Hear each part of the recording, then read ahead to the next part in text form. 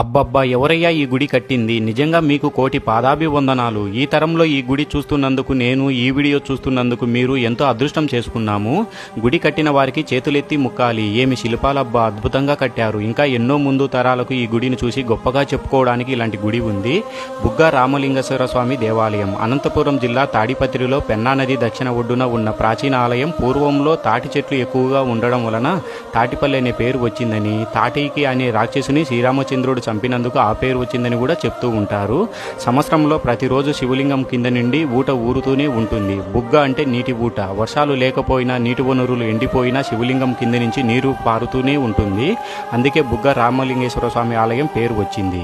ఈ క్షేత్రాన్ని పూర్తిగా నల్లరాయితో నిర్మించారు. విజయనగర సామ్రాజ్యం పాలనలో గుత్తి గండికోట ప్రాంతానికి చెందిన రామలింగ నాయుడు ఆలయాన్ని కట్టించారు. త్రేతాయుగంలో పెన్నా నది ఒడ్డున శ్రీరామచంద్రుడి చేత ప్రతిష్ఠించిన శివలింగం కాబట్టి రామలింగేశ్వరుడిగా పూజలు అందుకుంటారు.